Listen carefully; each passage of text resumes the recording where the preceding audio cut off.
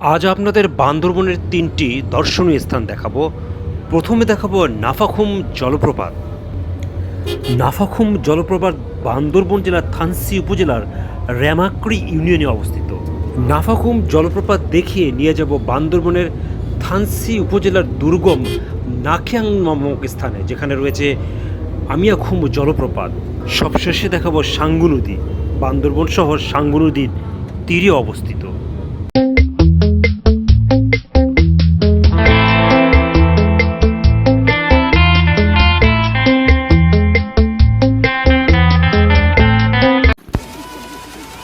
নাফাখুম জলপ্রপাত বান্দরবন জেলায় অবস্থিত একটি প্রাকৃতিক জলপ্রপাত। নাফাখুম মারমা শব্দ, নাফা অর্থ মাছ আর খুম অর্থ জলপ্রপাত। রেমাক্রি নদীতে এক ধরনের মাছ পাওয়া যায় যার নাম নাফা মাছ। আপনারা ভিডিওতে রেমাক্রি নদী দেখছেন। এই মাছ সবসময় স্রোতের ঠিক বিপরীত দিকে চলে। বিপরীত দিকে চলতে চলতে মাছগুলো যখন লাফিয়ে ঝর্ণা পার হতে যায়, ঠিক তখনই আদিবাসীরা লাফিয়ে ওঠা মাছগুলোকে জাল বা কাপড় দিয়ে ধরে ফেলে। এ থেকে এই ঝর্ণার নাম দেওয়া হয়েছে নাফাখুম ঝর্ণা। এটি বাংলাদেশের আমিয়াখুম জলপ্রপাতের পরই দ্বিতীয় বড় জলপ্রপাত। অনিন্দ সুন্দর এই জলপ্রপাতটি রেমাক্রি থেকে মাত্র 2.5 ঘন্টা হাঁটার পথ দূরত্ব অবস্থিত।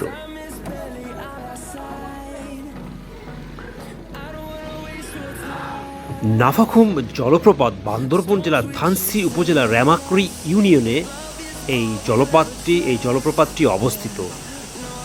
বান্দরবন জেলার থানচি উপজেলায় রেমাক্রি একটি মারমা অধ্যুষিত এলাকা। বান্দরবন হতে 79 কিলোমিটার দূরে অবস্থিত থানচি। সাঙ্গু নদীর পাড়ে অবস্থিত থানচি বাজার। এই সাঙ্গু নদী ধরে রেমাক্রি ধীরে ধীরে উপরে উঠতে হয় নৌকা বেয়ে, কারণ নদীটি রেমাক্রি হতে থানচির দিকে ধীরে ধীরে ঢালু হয়ে এসেছে এবং এই জন্য এখানে অনেক স্রোত থাকে। নদীর কিছু দূর পরপর 1-2 ফুট, এমনকি কোথাও কোথাও 4 ফুট 5 ফুট পর্যন্ত ঢালু হয়ে নিচে নেমেছে। নদীর দুপাশে সবুজে মোড়ানো উঁচু উঁচু পাহাড় রয়েছে। কোনো কোনো পাহাড় এতই উঁচু যে তারা চূড়া ঢেকে থাকে মেঘের আস্তরে। সবুজে ঘেরা সে পাহাড়ে মাঝে মাঝে 2-1টি উপজাতি বসতঘর দেখা যায়।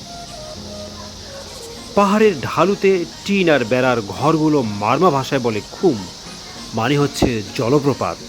রেমাক্রি থেকে 3 ঘন্টার হাঁটা পথ দূরত্বে এই জলপ্রপাত। আপনারা ভিডিওতে নাফাখুম সেই দৃষ্টিনন্দন প্রাকৃতিক জলপ্রপাত দেখছেন। বান্দরবন শহর থেকে থানচি উপজেলা সদরের দূরত্ব 79 কিলোমিটার। রিজার্ভ চাঁদের গাড়িতে বান্দরবন থেকে থানচি যেতে সময় লাগে 3 ঘন্টা। বর্ষায় ইঞ্জিন বোটে থানচি থেকে তিনদু যেতে সময় লাগে 2.5 ঘন্টা।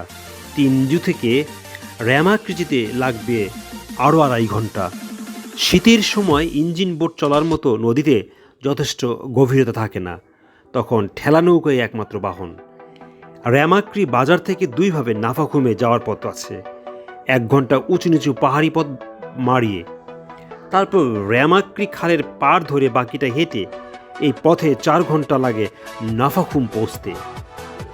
এতে রেমাক্রি খাল ক্রস করতে হয় 3 বার এবং শেষের দিকে সাঁতার পানি পেরোতে হয়। অপরদিকে আবার পাহাড় না ডিঙ্গিয়ে গোটা পথই রেমাক্রি খালের পাশ দিয়ে যাওয়া যায়। নাফাখুমে যেতে হলে আপনাকে বান্দরবন শহরে যেতে হবে। আপনি দেশের যে প্রান্তে থাকুন না কেন, প্রথমে বান্দরবন শহরে যেতে হবে। ঢাকার বিভিন্ন স্থান থেকে প্রতিদিন বান্দরবনের উদ্দেশ্যে কয়েকটি পরিবহন কোম্পানি গাড়ি ছেড়ে যায়, যেমন শ্যামলী, ইউনিক, এস আলম, ডলফিন। এর যে কোনো একটি বাসে চড়ে আপনি বান্দরবন যেতে পারেন। রাত 10টার অথবা 11টার দিকে কলাবাগান, সায়েদাবাদ থেকে এই বাস বান্দরবন উদ্দেশ্যে ছেড়ে যায়। নন এসি বাসে ভাড়া 550 থেকে এবং এসি ভাড়া 950 টাকা। চট্টগ্রাম থেকে বান্দরবন যেতে পারেন। বদ্দারহাট থেকে বান্দরবনের উদ্দেশ্য পূবালী ও পূর্বানী পরিবহনের বাস যায়। এসব বাসে জনপ্রতি 220 টাকা ভাড়া দেওয়া হয়।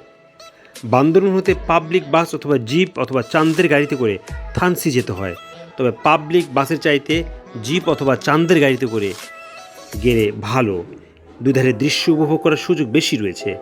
সাঙ্গু নদীর পাড়ে অবস্থিত থানসি বাজার, থানসি পৌঁছানোর পর সেখান থেকে যেতে হয় রেমাক্রি বাজার।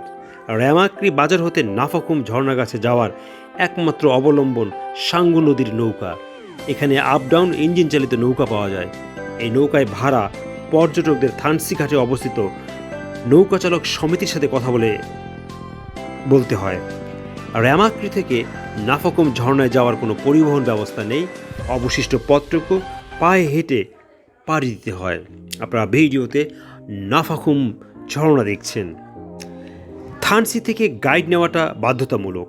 থানসি বিজিবি ক্যাম্পে গাইডদের একটি তালিকা আছে, সেখান হতে একজন গাইড নিতে হবে, সাথে কাগজের সব ট্যুরিস্টের।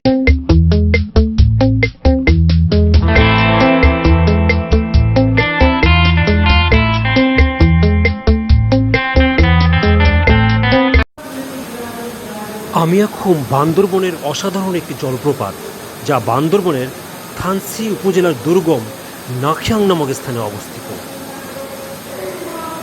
বান্দরবন থেকে বাস বা জিপে সোজা চলে যাবেন থানসিতে। থানসি যেতে প্রায় 4-5 ঘন্টার মধ্যে সময় লাগে। থানসি নেমে প্রধান কাজ হলো একজন গাইড ঠিক করা। সেখান থেকে নৌকা নিয়ে রেমাক্রি বাজারে চলে যেতে হবে। থানসি থেকে রেমাক্রি প্রতিজন 200 টাকা করে, ট্যুরিস্টদের দেখলে রিজার্ভ 3000-4000 হয়ে যায়। যদি থানসি থেকে সকালে রওনা দেন তাহলে রেমাক্রি নেমে হাঁটা ধরুন নাফাকুমের ঝর্ণার উদ্দেশ্য। প্রায় 2.5 থেকে 3 ঘন্টা হাঁটলে আপনারা পেয়ে যাবেন নাফাকুম। এখানে ছবি তুলে বিশ্রাম নিয়ে এরপরে সাজাইপাড়ার দিকে রওনা হয়ে যান। নাফাকুম ঝর্ণা থেকে হাঁটা শুরু করলে 3-4 ঘন্টার মধ্যেই আপনারা পৌঁছে যাবেন সাজিয়াপাড়া। সাজিয়াপাড়াতে রাতটুকু কাটিয়ে পরদিন সকালে উঠে সাজিয়াপাড়া থেকে একজন গাইড নিয়ে রওনা হয়ে যাবেন আমিয়াখুমের উদ্দেশ্য। এক্ষেত্রে গাইডকে 500 টাকার মতো দিতে হবে। প্রায় 3 থেকে 3.5 ঘন্টা অসাধারণ সব রাস্তা দিয়ে হাঁটলেই পেয়ে যাবেন আমিয়াখুম ঝর্ণা। আমিয়াখুম দেখে আবার ফিরে চলুন সাজিয়াপাড়া। রাতটুকু সাজিয়াপাড়া থেকে সকালে আবার আগের রাস্তায় ফিরে আসতে পারেন থানসিতে। আপনার ভিডিওতে আমি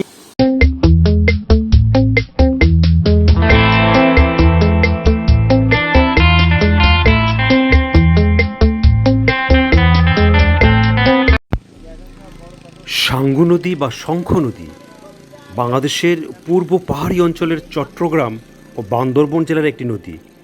নদীটির দৈর্ঘ্য 294 কিলোমিটার, গড় প্রস্থ 119 মিটার এবং নদীটির প্রকৃতি সর্পিলাকার।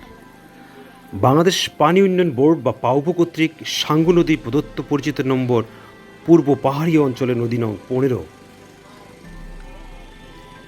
আপনারা ভিডিওতে সাঙ্গু নদীর আশেপাশের সৌন্দর্য দেখছেন।